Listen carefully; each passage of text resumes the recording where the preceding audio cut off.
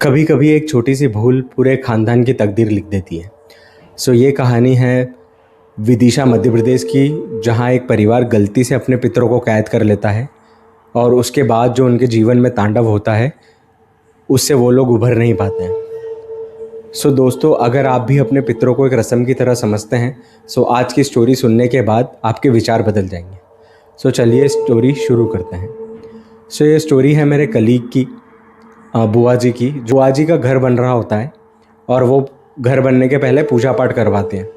उनकी बेटी अचानक से ट्रांस में चली जाती है और ट्रांस में जाने के बाद जैसे ही वो उठती है उसकी वॉइस एकदम से हैवी हो जाती है कि इस घर की मिट्टी नए घर में ले जाके किसी गमले में रख देना तो मेरा भी वहाँ वास होगा और तुम्हारे ऊपर मेरा आशीर्वाद बना रहेगा। और ऐसा बोल के बेटी बेहोश हो जाती है और फिर उठ जाती है। बुआ जी इसको डिवाइन ब्लेसिंग समझ के ऐसा कर देती हैं। बुआ जी एक गमले में मिट्टी ले जाके वहाँ रख देती हैं। अब जैसा कि वहाँ कंस्ट्रक्शन चल रहा होता है तो एक वर्कर मिक्सचर, जो सीमेंट मिक्सचर होता है, उसको बढ़ाने के लिए वो मिट्टी गलती से उसमें मिला देता है और मिलाने के बाद उसकी एक दीवार बन जाती है और फिर बाद में कहीं से लाके वो वैसा ही गमला रख देता है। अब घर बन जाता है, ये लोग जाके शिफ्ट हो जाते हैं। फिर थोड़े टाइम बाद इनके ऊपर होता है कष्टों का पहाड़ टूट पड़ता है। बिजनेस में सडन ड्रॉप हो जाता है, घर में खाने के लाले पड़ते हैं और बेटी की शादी फिक्स हो चुकी होती है और लड़के वाले देखने आने वाले होते हैं। बट उसका सडन एकदम से जो फेयर कॉम्प्लेक्शन होता है वो एकदम से डार्क हो जाता है और वो बहुत बीमार हो जाती है। इस चक्कर में उसकी शादी भी टूट जाती है। तो अब बुआ जी बहुत परेशान हो जाती है कि यार ये मेरे घर में एकदम से ये सब क्या होने लगा है। और पितर उनके सपनों में आने की कोशिश करते हैं बट वो कैद होने के कारण उनकी भी आवाज़ दब जाती है और वो आ नहीं पाते हैं। बुआ जी एक बार अपने भाई के पास जाती हैं और भाई बहुत समझदार होते हैं उनके, और वो पूजा पाठ करने वाले व्यक्ति होते हैं। वो उनको बोलते हैं कि आप है ना किसी अच्छे पंडित या विद्वान पंडित को दिखाएं। बुआ जी वैसे ही करती है। बुआ जी किसी पंडित के पास जाती है जिसको नॉलेज होता है बट इतना इन डेप्थ नॉलेज नहीं होता है। वो पंडित बोलते हैं कि आपके घर में ना पितृदोष है, आप उसकी पूजा करवा लो। और पूजा उज्जैन में जाके होगी। बुआ जी पहली फुर्सत में जाती हैं उज्जैन। फूफा जी और बुआ जी जाते हैं और वो पितृदोष की पूजा करवा लेते हैं। तो साल भर उनको वहाँ बहुत कुछ अच्छा चलने लगता है। मतलब लड़का भी ब्रिलियंटली स्कोर कर रहा होता है एजुकेशन में और स्पोर्ट्स एक्टिविटीज़ वगैरह जहाँ भी वो इन्वॉल्व रहता है।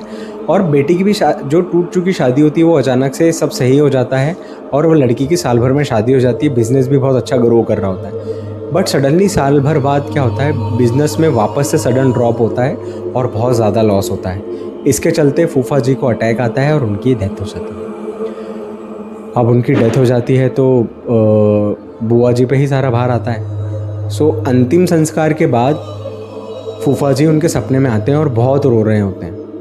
तो बुआ जी बोलती है, आप ऐसा क्यों रो रहे हो, आप मुझे अकेला छोड़ के चले गए। फूफा जी बोलते हैं कि हम लोग अपनी ही गलती के कारण जीवन में पिछड़ रहे हैं। बुआ जी पूछी कि आप ऐसा क्यों बोल रहे हो। तो फूफा जी बोलते कि हमने गलती से अपने ही पितरों को कैद कर लिया और उनके थ्रू ही हमें ये सब कष्ट मिले कि बिज़नेस में लॉस हो रहा है, हमारे बच्चे अच्छा नहीं कर पा रहे, बेटी की शादी टूटी, फिर ऐसा हुआ। मतलब सब बात करते हैं वो। और वो एक जगह बताते हैं कि यहाँ पे इस पर्टिकुलर जगह पे दीवार बनी है, इसको पहली फुर्सत में तुड़वाओ और फिर पूजा पाठ करो घर में। तो बुआ जी फटाफट ये काम करती हैं। वो दीवार तुड़वा के पूजा पाठ कराती हैं और जो भी दीवार की चीज़ें होती हैं वो एक जगह अच्छे से रखा के उसको पूजा की तरह ही ट्रीट करने लगते हैं और वो पूजा करवाते हैं। तो जब पूजा पाठ चल रही होती तो लड़का अचानक से ट्रांस में चला जाता है और वो आता ही है, ट्रांस से वापस उठता है तो उसकी आवाज़ बदल जाती है कि मैंने तुमको इतने हिंट दिए और तुमने मेरे हिंट को नहीं सुना, इसीलिए मैं बार बार तुम लोगों को तकलीफ़ें दे रहा था। बट मेरी मंशा ये नहीं थी कि मैं अपने ही परिवार के किसी व्यक्ति को ले जाऊं अपने साथ। बट बिज़नेस में इतना लॉस देने के बाद वो बेचारा इस चीज़ को सहन नहीं कर पाया और उसकी डेथ हो गई। मैं तुम लोगों को परेशान करते ही रहूँगा। अब बुआ जी रहती हैं, वो माफ़ी वगैरह मांगती हैं और उसके बाद जो पितर होते हैं वो माफ़ कर देते हैं उन्हें और माफ़ कर देते हैं। लेकिन इसके बाद वो बोलते हैं कि अब तुम्हारे परिवार पे मेरा आशीर्वाद रहेगा, लेकिन आगे से ऐसी गलतियाँ ना करें। दोस्तों, गलती सबसे होती है, लेकिन इसे सुधारना भी बहुत ज़रूरी होता है। धीरे धीरे उनके घर में शांति आने लगती है और उनका बिज़नेस ग्रो करने लगता है। बच्चा अपने पिताजी की जगह लेता है जो लड़का रहता है, और वो बिज़नेस को संभालता है और धीरे धीरे उनकी फैमिली ग्रो करने लगती है। लेकिन उनकी अपर मिडिल क्लास फैमिली होती है जो बिल्कुल लोअर मिडिल क्लास फैमिली में चले जाती है, और उनको बहुत तकलीफ़ें सहन करनी होती है। अगर आपको ये कहानी पसंद आई है तो आप लाइक, शेयर एंड कमेंट कर सकते हैं, और आप बता सकते हैं कि जीवन में कभी आपने पितरों से बातचीत करी है या उनका आशीर्वाद प्राप्त किया है। जैसे मेरे साथ एक इंसिडेंट हुआ था, मैं कभी वो कवर करूँगा आगे चल के।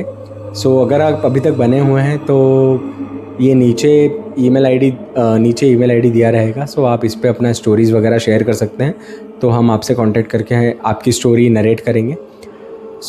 अगर अभी तक आप बने हुए हैं तो प्लीज़ इस चैनल को सब्सक्राइब करें, हम ऐसे ही कुछ वीडियोस लाते रहेंगे। जय भोलेनाथ दोस्तों, हर हर महादेव।